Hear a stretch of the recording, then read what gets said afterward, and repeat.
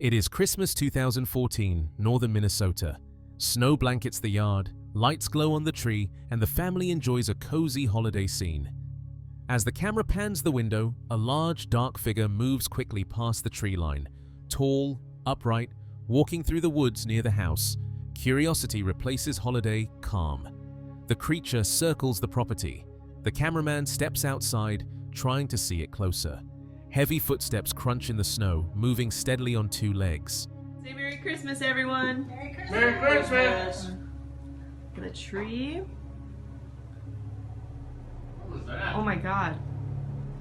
Did you Something's see that? behind Something's behind the garage.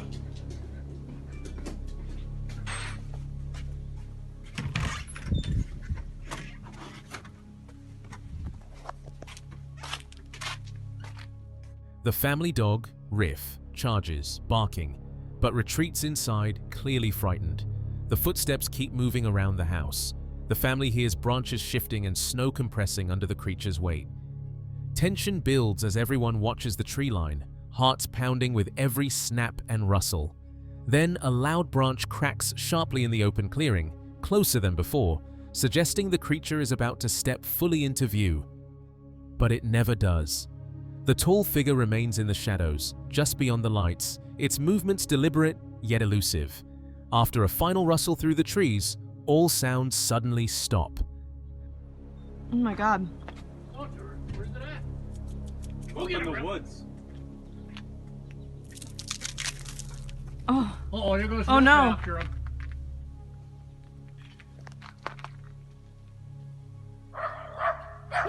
Oh, Rip's scared of him. Rip! The footsteps fade, leaving a heavy silence in the snowy yard. Slowly, the family realizes the visitor has left the property, vanishing as quietly as it arrived. Relief mixes with disbelief. They had witnessed something truly extraordinary. The dog stays indoors, trembling slightly, refusing to venture out again. The Christmas tree lights glow softly, but the mood has changed. The cozy holiday warmth now carries a hint of awe and unease. I hear something though. I still hear it.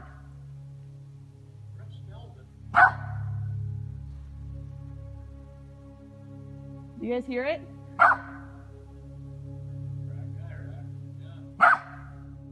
What began as a peaceful family evening transformed into a real-life encounter with the unknown. In just a few minutes, a large, bipedal figure made its presence known, moving with stealth and grace, circling the house and then disappearing into the forest. Rip! Stay here. Rip! It's gonna come out in the clearing. Oh, there it is, right over there. Oh my god.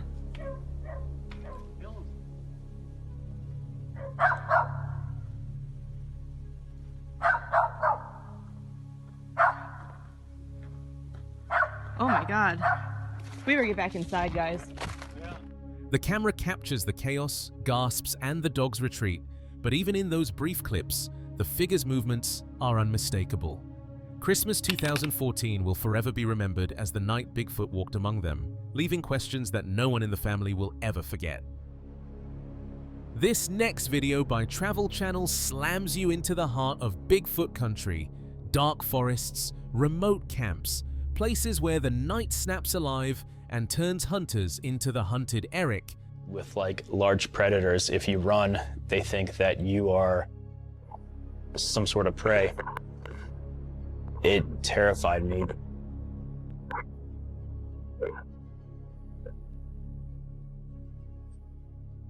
I knew it was probably afraid of me.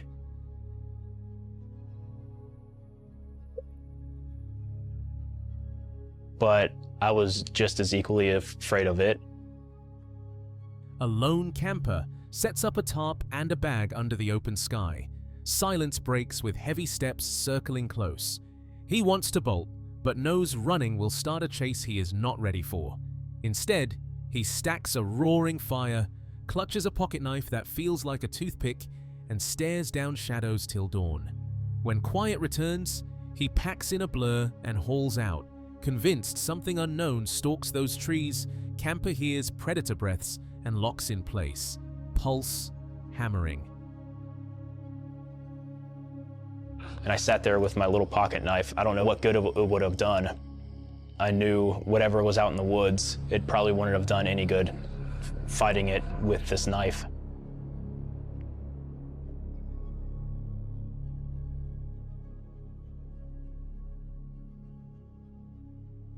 I was too worried that if I would leave in the middle of the night, I would either fall off a cliff or run into this creature.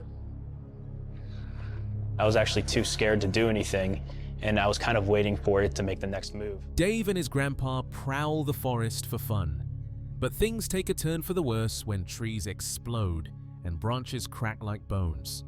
An 8-foot hairy giant barrels through, grunting, dwarfing the 6'4" old man. And I see a huge freaking boulder 15, 20 feet in the air. It was something a normal human could not have thrown. There's no way.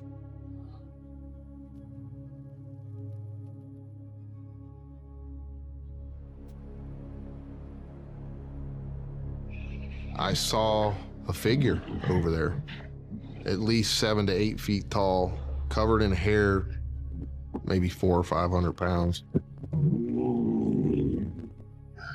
Looking at it from a child's eyes, it was huge. It was big, way bigger than my grandpa. And like I said, my grandpa was a very big man. His grandpa's face drains. Shotgun up, he barks, "Get in the truck, boy!"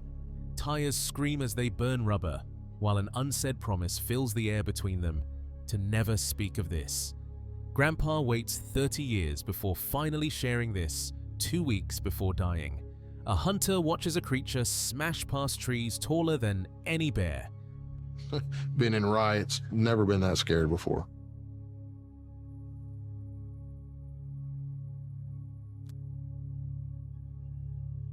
He was looking at the creature and then he looked at me like that and he said, "Get in the truck, boy." Boy, get in the truck!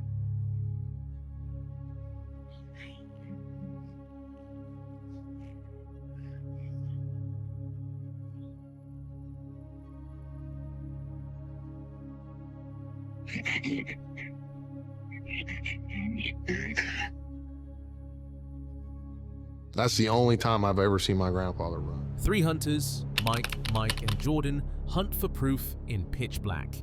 A 7-foot shadow watches them from the trees. Then the howl hits, a deep bass that petrifies Mike to the point that he is unable to move. Suddenly, he gets a grip and they stumble back to the vehicle. The rest of the way back, they are followed by howls that none of them is forget. I said, if you want to know the truth, it sounds like Bigfoot. Both of those guys were kind of visibly scared and definitely in fight or flight mode, but I wasn't really ready to run off. I was a little nervous the fact that I didn't have a firearm of any kind. The only real weapon I had was a machete. How many more are there? Is it just one creature here, or am I dealing with creatures? Anytime soon, Rodney and his campmates have the strange privilege of encountering Bigfoot head-on as he roars, punches his chest, while throwing their leftover food and pans left out on the river creek. Their flashlight beam catches the eyes and teeth of the creature. Similar to a gorilla, but much taller. He's got that width and that bulk of a gorilla, but just bigger, a whole lot bigger. It threw my pans down and it just went, made that loud grunt kind of sound. It grimaces, grunts, and backs into the dark forest. Suddenly, loud whoops echo from the hilltop. Was it frustration or backup calls? Nobody knows. It went on all night. In this instance, a creature raids the camp pantry and rushes back growling after campers shine their flashlights at him. From thrown boulders that no man could hurl, to roars that shake souls, every witness walks out a completely different person. It was so solid. It's like he had to break his bones to stand up. And when the bones stopped cracking, it was every bit of 10 foot tall. Lots of things went through my mind. Is it something that's escaped from? You're petrified. Danny ripped the spotlight out so it went totally dark. And then I look back over at him and it's almost like he disappeared. Once a playground, now massive woods are hiding something far beyond comprehension. One close call, one chest thump scream, and the legend hardens into fact. Something massive owns the dark, and it decides who leaves. Too Close for Comfort slams you right into Alaska's edge-of-town chills, where Bigfoot isn't just forest lore anymore. It's knocking on backyards in places like Glen Allen and Fairbanks. Reports say these territorial beasts are pushing out of the wilds, and cryptozoologist Lance Hightower warns the risk to people is real. In 2018, Ellen V learned that the hard way, spotting Bigfoot one step from her farm driveway late one September night. Bigfoots are territorial. The likelihood of a Bigfoot being dangerous and harming human being is extremely real. She pulls up at 11 p.m., headlights catching glowing eyes that flash back unnatural, not human, not animal. Dread hits as the creature's upper body twists toward her, revealing a massive hair-covered form from head to toe. And flashed light back to me from the light of my vehicle. That was pretty disturbing because that's not a natural thing that happens with humans. This kind of dread set in, and I looked at it, and its whole upper body moved towards me. And at that point, I realized that from head to toe, it was covered in hair. Bigger than any man, it stands there in the dark, then vanishes into the trees. Ellen freezes in her truck, calls her boyfriend, crying, too scared to move. He rushes out armed. The thing bolts faster than any person could run, and it goes into the woods. But the fear lingers. Just took right off into the woods. It ran faster than any human I had ever seen. I was so overwhelmed. It was a nerve-wracking experience. The next morning, her horses, usually calm, freak out, kicking and rearing until they bust through the fence and scatter. Nothing like it ever happened before or since. Ellen heads back to the spot, finds huge footprints in the marshy ground. She snaps photos, the first time these hit TV. One print stretches 20 inches, dwarfing her size 8.5 shoe.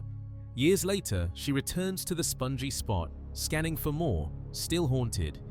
I felt so small, she says. It wasn't human. The creep factor ramps up near Fairbanks, where city edges meet woods. When I saw it, it was only a little ways in. So as you can see, it's quite marshy, quite spongy.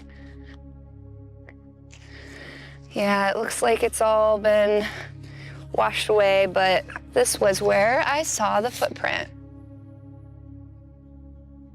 Every time I come over this area, I always look down to see if I can maybe see another one. In October 2019, Keith Lindsay and his grandson Joe, bored on a rainy day, biked into the nearby forest for adventure. Mud puddles slow them. Joe yells, "Grandpa, what the heck is this?" I called my grandpa over and I was like, "Dude, what the heck is this thing in the mud?" It's crazy. I went and looked, and it was a huge footprint in the middle of this mud puddle. This is freaking crazy. Look at this. I was mind blown. Keith concluded no human could have left this size of footprint. A single massive print sinks deep in the bog, 18 inches long, 6 to 8 inches wide, toes clear, heel flat. There's my hand. Look at the size of that footprint. It was basically about 18 inches long and probably 6 to 8 inches wide. We knew that it wasn't a human footprint. It's like at least 3 inches in the mud. I weigh about 200 pounds, and my footprint barely went down where this one was down several inches. So to me, it had to be something that weighed 6, 800 pounds or more. Keith, a 35-year nurse who's seen every foot size, knows no human matches this print. His 200-pound step barely dents the mud. This plunges 3 inches, hinting at 600 to 800 pounds or more. These close calls in driveways, prints in the backyard, signal Bigfoot's entry into Alaska's towns and cities. You can see 5 toes across the front and a well-defined heel. The Sasquatches seem to come down rather flat-footed. They don't come down heel first like people do. If the foot came down flat, then you would expect a nice, clean heel impression, and that's exactly what we see here. Everyday folks like Ellen and Keith stumble into proof that shakes their world. Glowing eyes in the dark, strides that swallow distance, weights that sink earth. One print, one glimpse, and the wild feels too close. Territorial lines blurring, leaving residents scanning shadows, wondering what stepped into their backyard next. Deep in the midnight forest, survivalist Russell Acree turns from hunter to hunted. Armed with night vision and guts, he's searching for signs of the elusive giant. Thermal blips, snapped twigs, anything that screams Sasquatch. Something in a tree. It sounded like something either hit the tree above me or something from the tree dropped. Could mean several things, either a branch breaking off or something could have got thrown at us. So far, I've not seen anything on this thermal. That was Rapisat. That was. But tonight, the woods flip the script. For years, something has been stalking him, and tonight, it's back. The first hint comes as heavy, deliberate footsteps echo through the underbrush. Not a deer, not a bear. Upright, human-like, mirroring his every move, Russell freezes, flashlight slicing through the darkness, ears straining. His team on the other end tenses, scopes ready, but the audio crackles. Okay.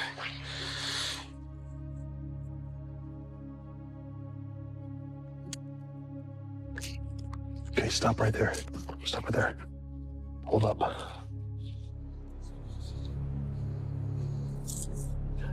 You hear it? There's something back there. And it is following us.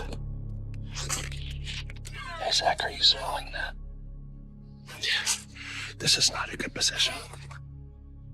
Whatever is out there isn't fleeing. It's tracking him. He moves toward a slow creek, cutting the trail like a natural moat. The steps follow, rustling leaves, relentless and rhythmic. Silence drops as he reaches the water's edge. Then, a snap of branches across the creek. The forest is alive, watching, testing him. Heart hammering, Russell scans with thermal gear. Nothing. What? What, Mike? There's something out here, man. Just stay real close to me. Did you see that? The footfalls resume, faint now, almost mocking. Signal from his team fades to static. Curiosity, territory, or a deliberate warning. Russell presses forward, but he's no longer leading. He's part of the game. Then total silence, until a high-pitched scream shreds the night. Was it a woman, or something else entirely? Don't rush, don't look like you're afraid. You walk backwards? Walk backwards, just do it slow, take your time. The camera dies. Russell is blind in the dark, every shadow now a threat. Each step he hears, each crack of a branch, reminds him. The forest is alive, aware, always one step ahead. Russell's tale hits like a real-time horror story. No stage scares, no dramatization. One bipedal beat at a time, the hunt becomes the echo. And you're left asking, in these woods, are you ever truly alone? Courtesy of the Swan Lake Bigfoot channel. At the southern tree line where dense forest meets golden crops, the mud tells a story. Fresh Bigfoot tracks cut a perfect path through the muck. Toes splayed, pressure ridges deep, stride measured. Left foot, right foot. 4-foot gaps. Not monster-sized, but deliberate. Whoever, or whatever, made them didn't stumble.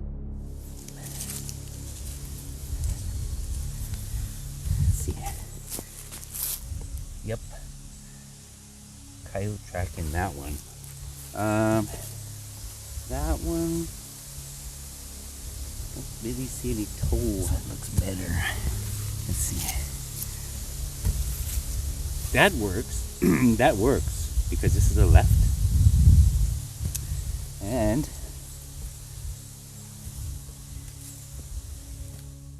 it could have slipped through the crops or skirted dry ground, but it wanted to be seen plaster time. The mix sloshes in slowly, filling every toe, every heel. Left sets first, then the right. While it cures, the woods go hush, like someone hit mute on the world. While the narrator is busy sharing his story, he suddenly hears heavy footfalls. Soon after, he spaces out into a far distance and stops mid-sentence.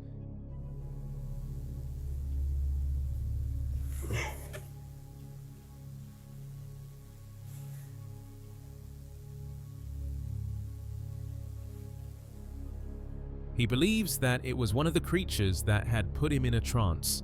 Not deer, not wind, something big, pacing, slow and steady, like it's window shopping your soul. No panic, just presence. Watching the plaster guy do his thing. He rewinds to 2019, his first trip with a real camera. there's only like a 4-foot stride in between each of these tracks, which is, like I say, they're not very big, right?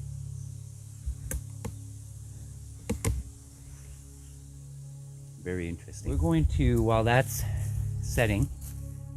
No talking to the lens experience.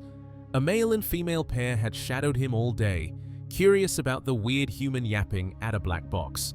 Wood knocks were exploding from the dark, sharp as gunshots, echoing through birch and pine. They were sizing him up, learning the routine. 4 years later, they're pros. Camera, no big deal, but they still drop by to say hi and let him know they are watching. In the meantime, the forest stays dead quiet as he shares his story. 2019. It was my very first trip with camera and gear. If you can go way back, 2019 to my very first video, I had a male and a female. I think they were very, very curious as to what I was doing because I had never come out with a camera before. Not like that. I came out with cameras, but never talked to the camera, right? A while later, crack! One hard, clean wood knock slices the silence close enough to feel in your chest. The camera catches it clearly. No echo, no bounce. Just a single thwack. A knockback. A "we see you" in tree code. Plaster hardens. Casts lift clean, 12 inches long, 5.5 inches wide. Perfect right and left. It is definitely something real. Well, he just got another set for the shelf.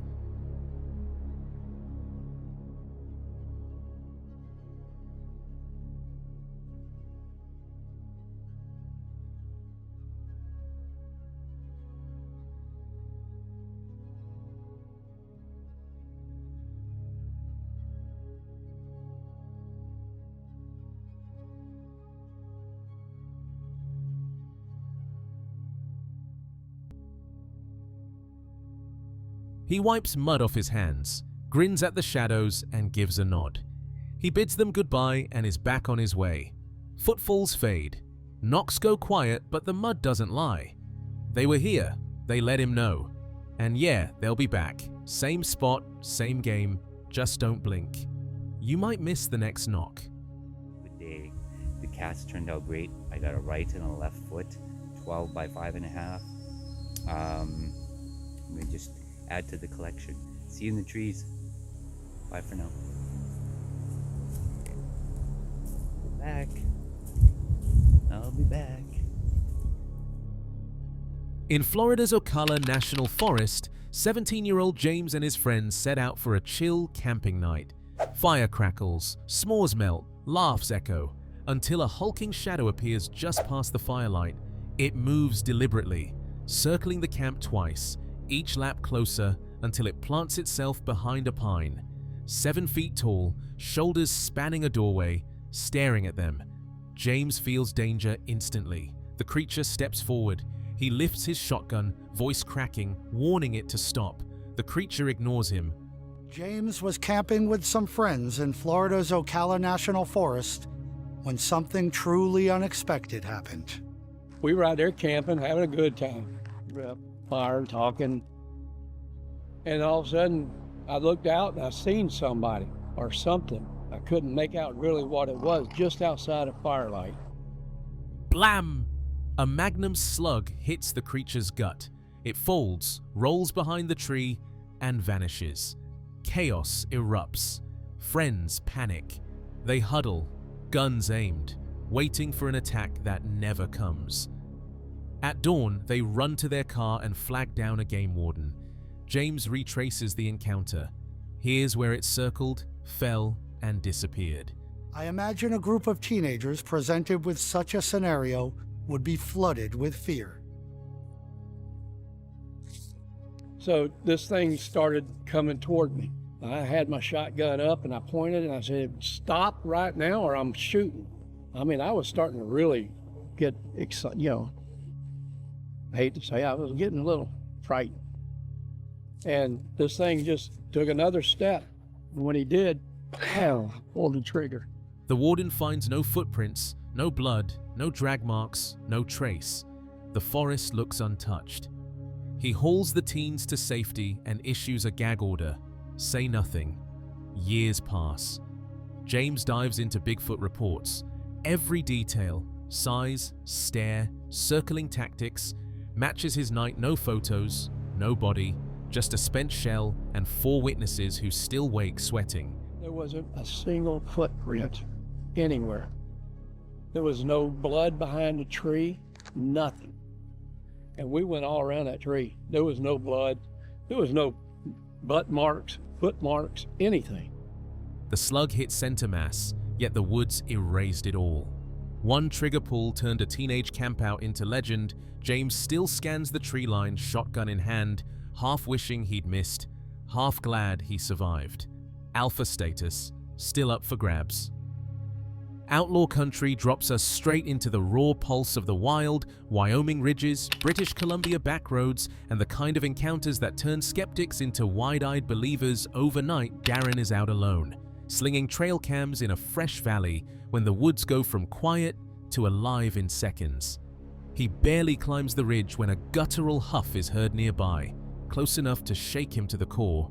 No visual, but the message is clear. Why are you so nervous out there? You're so on edge or whatever. You come out and do this, right? I know these mountains like the back of my hand. Well, not this area because I've never been here, but I know exactly where I am. And again, I just know these mountains, and you gotta be on alert, man.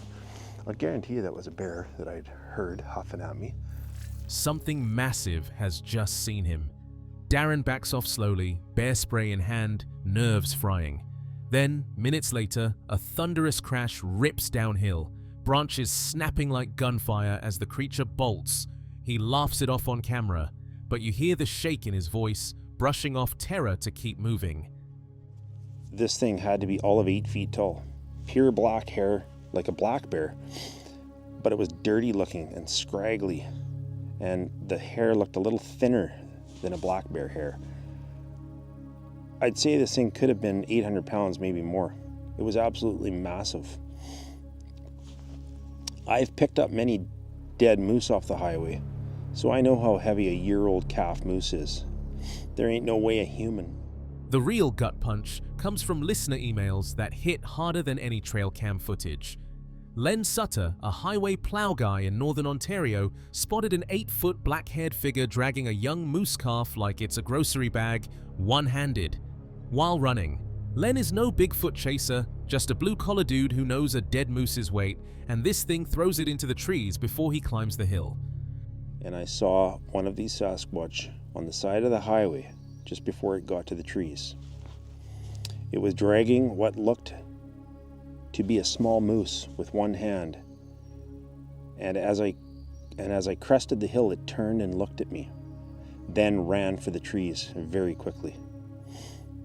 In all my years working the highway, I've seen all sorts of game, but this was the first and only time I've ever seen anything like this. I told a few fellas at work about it, and they laughed me out of the shop. Co-workers roast him, but Len does not switch his stance. He knows what he saw. Then Rhett Callahan shares a decade of trauma from Wyoming's Shoshone and Bridger Teton Wild's first sighting. He and his wife Sarah saw a silver-black giant running on ridgelines at impossible speed, steep, rocky, sparse trees, yet it was gone in 15 seconds. They return obsessed, camp a week, and on pack-out morning spot, 2, Sasquatch, 1 squatting 1,200 yards up. My wife was actually the one who spotted this thing across the valley from us. It was maybe half a mile from us, moving quickly across the mountaintop, heading for end of the valley. What caught Sarah's eye was the speed this thing was moving at. She said, "Look, Rhett, what is that up there? It looks like a person, but it's too big." As soon as I looked where she was pointing, staring like a boulder with eyes, then both bolting uphill faster than any human, the shocker. Rhett's 2005 solo trip ends with a tree-snapping roar outside his tent, followed by footfalls, screams, and hurled trunks. He unloads a pistol and goes out, but nothing is there. They waited till dawn and then left gear behind in a hurry. They haven't slept in the woods since. But Ken White's mushroom picker nightmare takes the crown. and he'd never been to this exact spot before picking mushrooms, so he does his thing, goes to bed. And he said he woke up in the middle of the night, and he goes, I woke up, Darren, and he goes, I thought I was dreaming. Hang on, I gotta check my camera here. It was Northern BC, 2021. On the first night, deep, pained moans circle his camper van. On night 2, the van rocks violently. No bear, no wind. In the morning, from a quarter-mile up, Ken watches a dark brown giant pound his rig, then stroll 200 feet down the road on 2 legs. He returns to find the windshield destroyed by a 2-foot boulder wedged between the seats. The driver's side caved in like a semi had hit it. It was on 2 legs the entire time. He goes, it was not a grizzly. And he said that, he goes, honestly, man, I just was in absolute disbelief. He says, I kept telling myself that it just had to be a grizzly. He goes, I just kept saying to myself, there's no way that it could be one of these friggin' Bigfoot. Ken, who is 6 feet 2 inches and 220 pounds, can't budge the rock. He drives 6 hours with no glass. Ken never returned to that patch. Darren ties all these instances together. These aren't random spooks.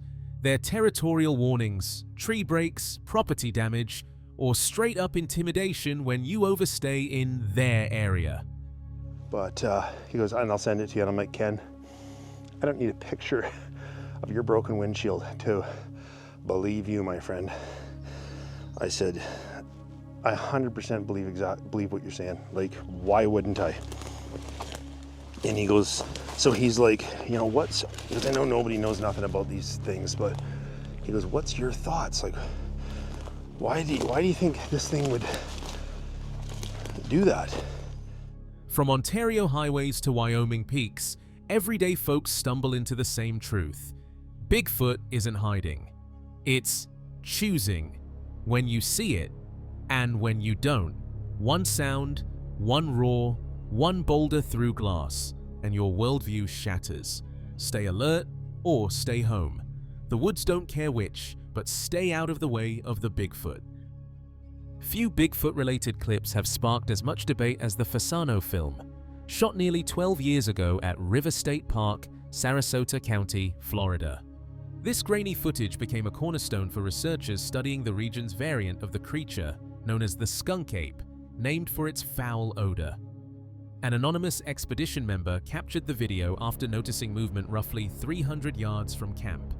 Lasting just over 5 minutes, it offers a distant but intriguing glimpse of something unusual amid the dense palmetto scrub.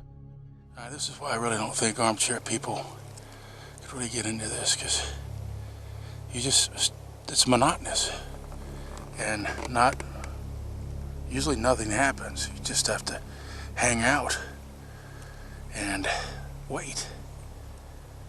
And then again, 99% of the time, nothing happens. The footage begins with a shaky pan across the swampy Florida wilderness, thick with saw palmettos and underbrush. For the first 4 minutes, the camera focuses on footprints found at the site, proving that something had definitely been there. Otherwise, the scene shows rustling leaves, distant bird calls, and the faint hum of insects. Then the crucial moment. A dark, upright figure briefly rises above the vegetation. Its head and shoulders are visible for only a split second before ducking down. The cameraman pans away, then returns to a clearing about 300 yards away.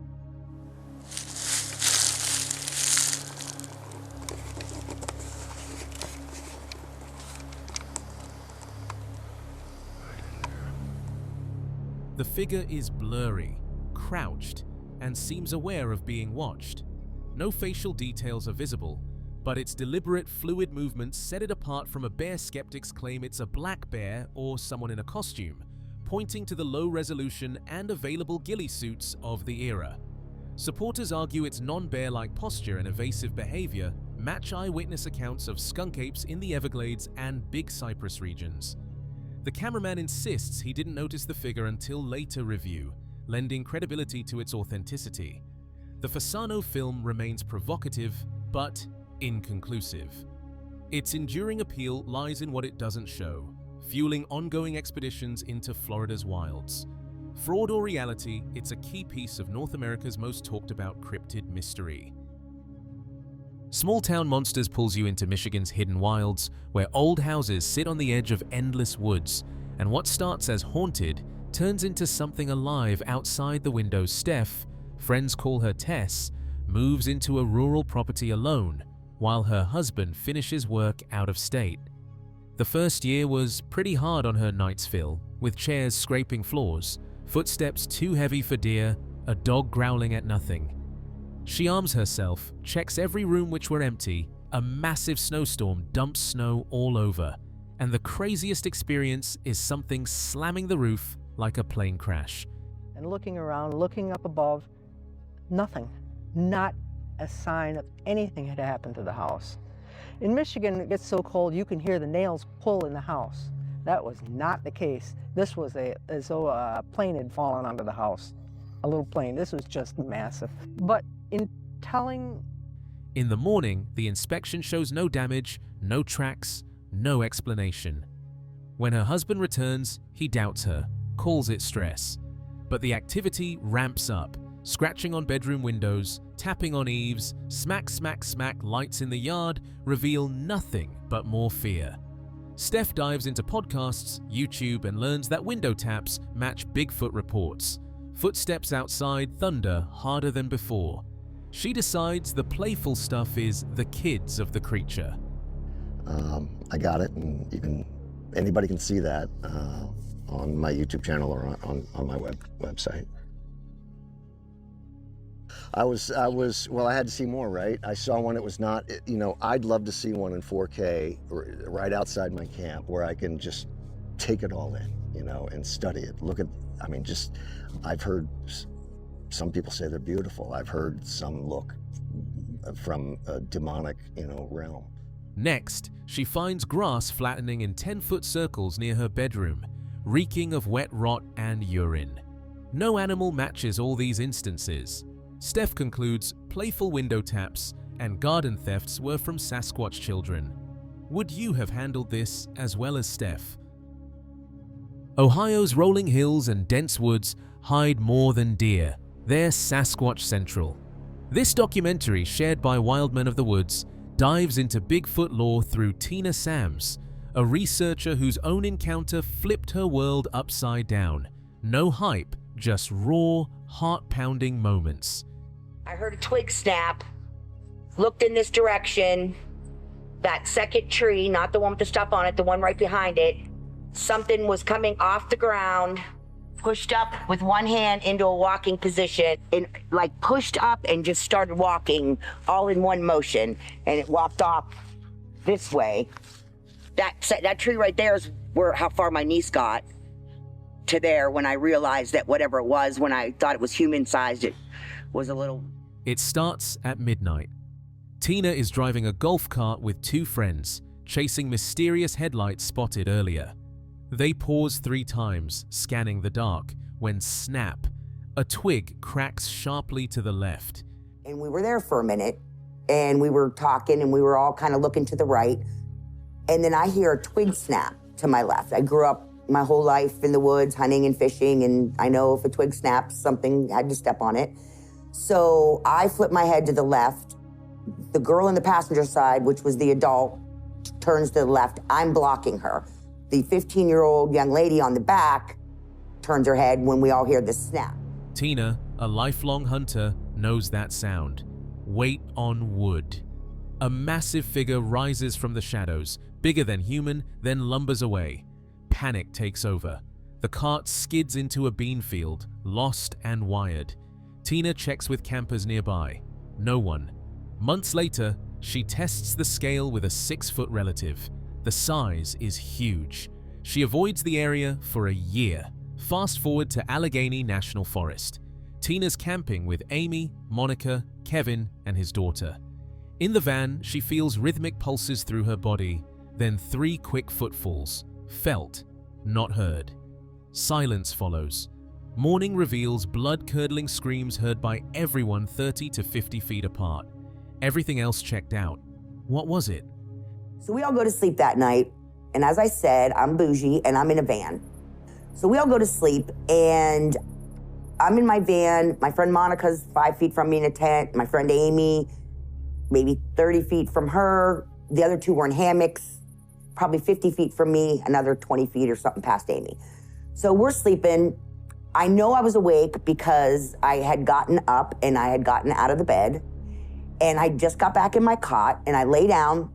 Now, mind you, we are miles. Tina channels the fear into action, attending Midwest hunting shows with Amy. Hunters and fishers share hidden stories, some causing PTSD-like scars. One man recalls a Bigfoot standing silently at a field edge. His life changed forever. A semi-manicured field meets the wood line. He's looking out the window, and there is a Bigfoot standing there. And there is no doubt in his mind that that's what he's seen. Positively, that was it. And he went on to tell us, and this is the guy that ended up tearing up, that it ruined him because hunting and fishing was his Christmas. That's all he did. He was shopping for the stuff, and he was in the woods. These aren't thrill seekers. They're professionals, silenced by stigma. Tina now connects researchers, scientists, and primatologists through Project Zaybook, gathering more encounters. Ohio's forests aren't just a backdrop, they're alive with mystery. One twig snap, one felt footfall, one window stare. Talking about one thing, and someone that has more knowledge in another area hears that and has a very good, valid something that had to do with that, but that wasn't part of the conversation. And that happens a lot. And then the scientists that maybe didn't know each other, and they'll say, hey, you mentioned blah, blah, blah. You mind if I give you a call off camera? So it's hooking up the sharing of all this data and all this knowledge. And like I said, sometimes it really comes from a very innocent conversation. And the Buckeye Woods whisper, they're real, they're here, and they're watching you. The YouTube channel Brian and Chewy Go Hiking has become known for venturing deep into Alaska's most isolated wilderness, where few people ever set foot.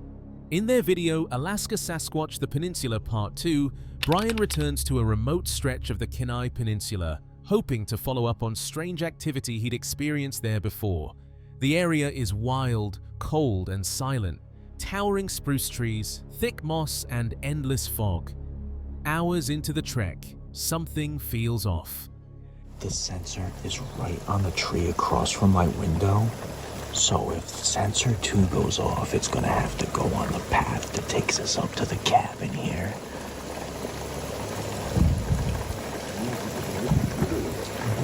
Very odd for the camera 3 to go off. Dude, I'd rather be paranoid than not pay attention to it. He moves cautiously toward the sound, filming as he goes. The camera catches glimpses of tree trunks, wet bark, and clumps of moss hanging like drapes. The sound happens again, deliberate, heavy. Not the random fall of a branch, but something walking. The prints he finds are large, pressed deep into the damp earth. Each one is wide, with clear toe impressions and a long stride that would be difficult for a human to match.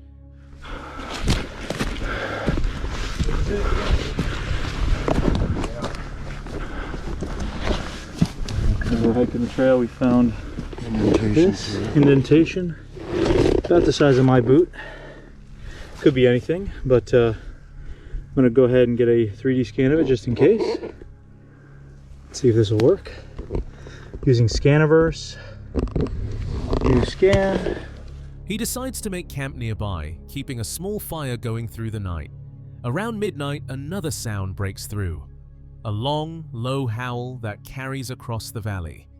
It's not a wolf, it's deeper, almost human, but stretched, distant, and powerful. Brian stays still, his flashlight sweeping the dark, but nothing moves beyond the firelight in Alaska's endless wilderness. There are places untouched by noise or light. Yeah, little tiny, little teeny tiny. Yeah. That's kind of intriguing, but Okay, we're really going up now. This is oh yeah, it's getting steep. This is the steep section. You gotta let that energy drink burn. Yeah, it's a little dangerous, but as long as you take your time, watch your footing. Well, that's water runoff, I think, there. I think we can go here. We'll be good. You can kind of go zigzag. Yeah, we can go. I guess that might be. Go to the right, go to the Might be left. easier this way. Wow, we made it. We made it. Where the mountains hold secrets and the forests never sleep. Maybe that's where something ancient still walks. Something that watches, waits, and disappears just as you begin to believe it's real. This footage comes from the Travel Channel's hit documentary series Expedition Bigfoot, a groundbreaking investigation where a team of elite researchers use advanced data science and state-of-the-art technology to uncover evidence of North America's most elusive creature.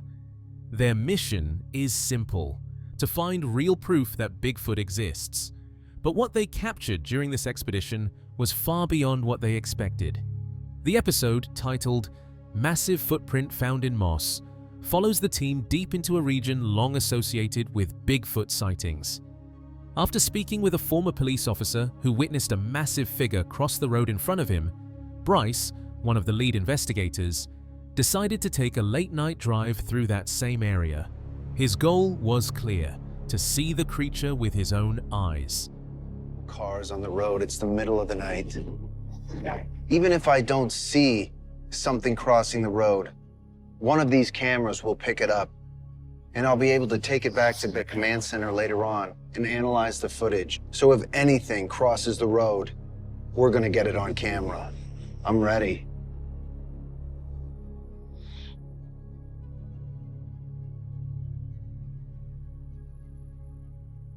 You getting something? Inside his vehicle, Bryce had turned his car into a mobile surveillance unit. 8 infrared cameras covered every angle, front, back, and both sides, creating a full 360-degree watch over the road. It was quiet, the kind of quiet that makes every sound feel louder. Hours passed. Then, movement. A tall, dark figure crossed the road just ahead. It was quick, almost too quick, but Bryce knew what he saw. The cameras caught it, and the footage would later send shockwaves through the research team. Meanwhile, miles away, Ronnie and Mireya were following their own trail. The team had separated to cover more ground after strange activity had been detected near a creek bed. Mireya was guided by a strong instinct. That sense you can't explain, but can't ignore either. She followed it until she saw something unusual beneath her. There, pressed deep into the moss, was a single footprint. Huge, perfectly shaped, and sinking several inches into the soft earth.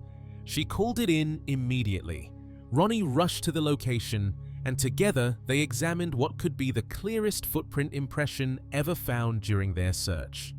If he really hadn't been feeling something, and while science is not founded on feelings, I do think that it's really important as a scientist that you follow your instincts.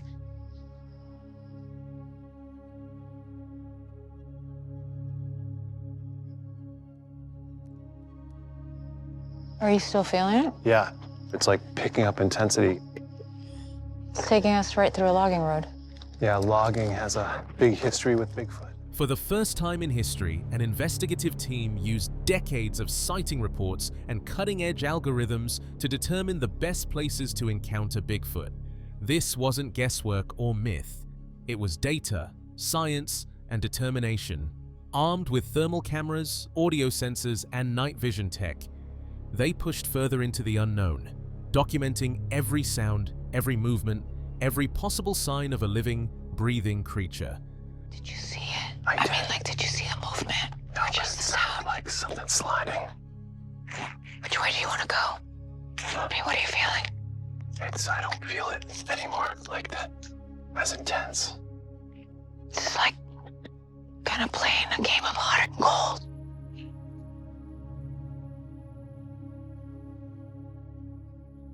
The one thing they're known to do is being tricksters, right? But it wasn't just about the evidence. It was about what they felt, the undeniable sense that they weren't alone. Bryce's late-night sighting, Maria's footprint discovery, Ronnie's strange instinct pulling him toward unseen movement in the dark.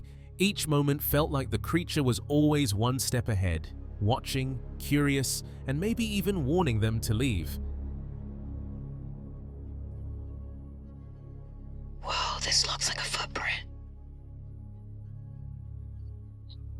Hey, Ronnie. I think I'm kneeling over what looks like Betty. I see what looks like a very deep footprint. Say that again. You found a footprint? These aren't stories made for television. They're documented encounters, analyzed and recorded by professionals who risked everything to get closer than anyone ever has. And this is just one of 8 times Bigfoot got way too close for comfort. Stay till the end, because the final encounter might just change how you see the legend forever. This is the Finding Bigfoot team from Animal Planet, standing in the middle of nowhere. They meet people who say they saw something that should not be there. One witness leads them to a low saddle on a ridge. He says he heard a crash behind him and turned. A creature was on the ground 5 feet away. It stood up and ran. He felt shocked. He took pictures. Another person tells a different kind of close call. He pulled into a driveway and saw a shape walking along the tree line. He turned the car toward it, and the thing looked back. He saw bright red eyes in the beam of his lights. His chest tightened. He drove off, shaking, not sure what to make of it, only that it was big and powerful and very real to him. It is a blob squatch indeed, but there's something there. And this is the photo of the footprint. I love situations like this. I had serious reservations about Jeff's story when I first heard it, but now that I've been to the location, heard the details, and then saw the pictures, I think he probably saw a Sasquatch in the middle of the day. I'm blown away. So that mailbox? Yes, ma'am. This is where it was. You see what happened? I pulled up in my vehicle. She looked back once and saw a form following with its head down. A young woman who snuck out for excitement found far more than she wanted. She saw a hairy silhouette at dusk and ran home trembling. Another watched a creature cross the road, drop to all fours, and then disappear into thick brush. I moved all the way over to that side of the road, and then I walked maybe 10 feet down, turned to look behind me. It was just following me with its head just all the way down the road. And I just turned around and never looked back. God, that had to be the scariest thing ever. Oh, yeah. At a camp trailer, a witness stepped outside and saw a female figure shaking the trailer. She stood her ground and felt oddly unafraid. The female crossed a field, stopped, and gave a long, hollow call that echoed. Others imitate that sound now, and they say they have heard it many times. The team finds one deep, clean impression in spongy moss near a creek where a woman felt pulled toward. There are no other prints nearby. That single, heavy mark sits in the soft ground like a question. It is proof to some. It is only a piece of the story to others. The night watchers set up cameras on quiet highways and wait, hoping to catch even a glimpse. And sometimes, something crosses the road and vanishes before the lights can follow.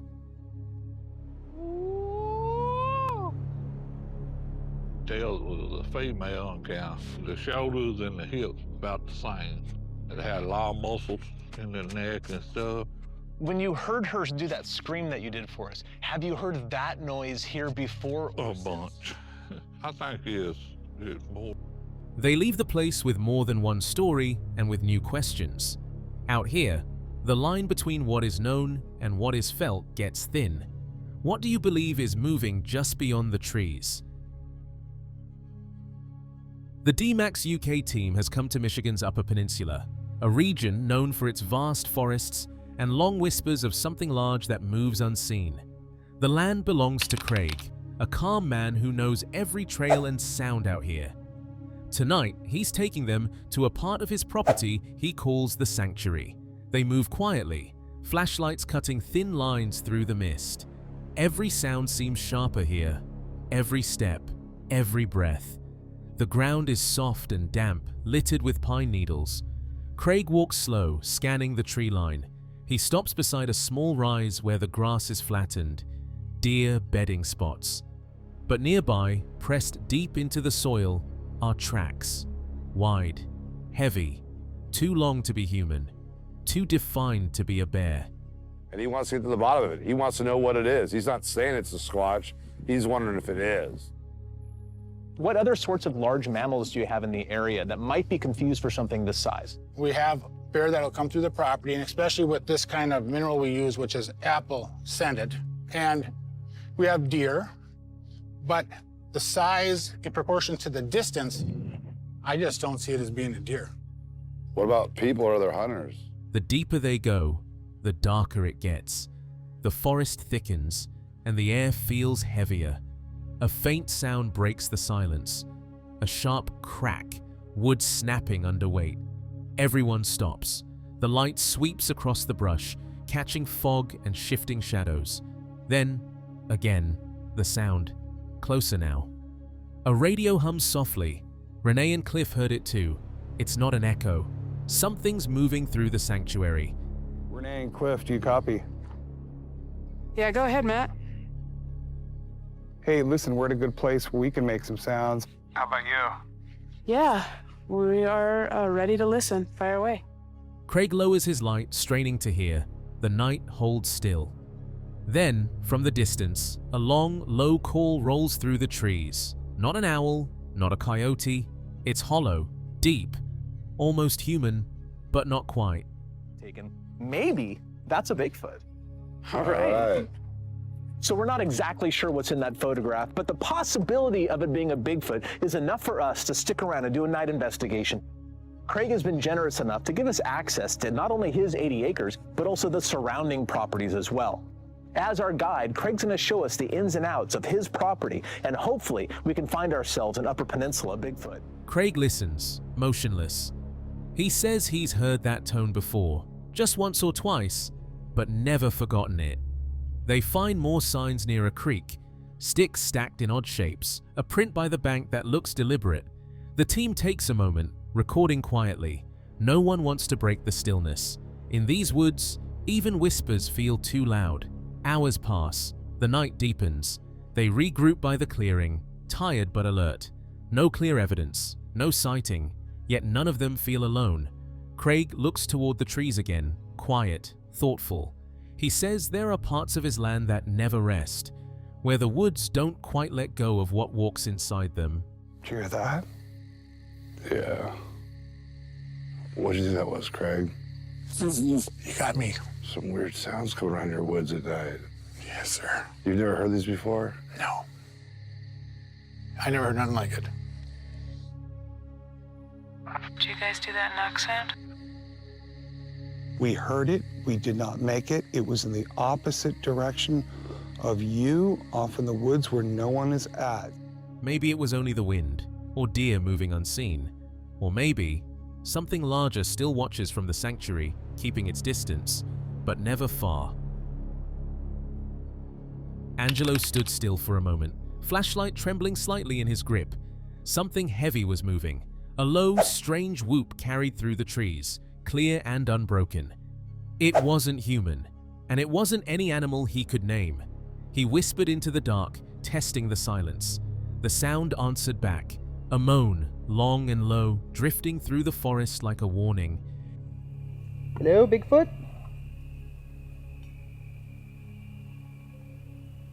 Nope, just a dog. Alright, let's continue. I don't want to spend too much time in one spot. My goal for tonight, because there seems to be something going on literally right down at the bottom, more or less where the creek is. So I figured, let's get our butts down there. He told himself it could be a deer, but it didn't sound like a deer. It sounded heavier, slower, more deliberate. A voice rose from the darkness, faint, almost human. But no one was there. He'd checked the trailhead earlier, empty. He called out. He picked up 2 stones and knocked them together, letting the sound echo through the night. The reply came seconds later. 3 clean knocks from deep in the trees. Slow, intentional. Something was answering him. Okay, that was that voice again. What the I'm telling you, we come out here looking for Bigfoot? I swear we're gonna run into some like serial killer living out here. I mean, like I said before, it could just be like a homeless person living out here. I don't know. But just based on that one experience. Hello? Another rock landed. Closer. Angelo's breath grew shallow. He pulled back toward camp, knowing something was pacing him just beyond the firelight. The brush moved with weight, like footsteps. Slow, careful, watching. He built the fire higher, hoping the light would keep whatever it was at a distance. Something just... that was a rock. That was a rock.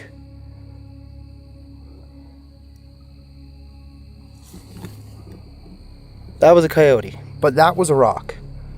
Something 100% just like threw a rock in this direction. Okay, are we under attack right now? Quiet down over there.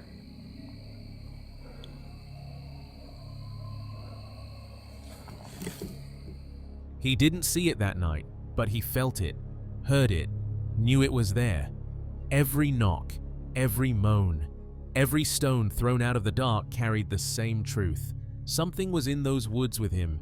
Maybe Bigfoot, maybe something older, but they're listening, watching, moving when the night grows still. And Angelo, he stood right in the middle of it. All these encounters prove the wild still hides secrets that can change everything. From Tina's midnight chase and Russell's hunted by Bigfoot ordeal to James's terrifying face-off, the evidence is real. Bigfoot isn't just a story. He's out there, watching. Protect the forests, respect the legends, and keep your eyes on the tree line. So, the question remains, are you ready to believe what's lurking just beyond sight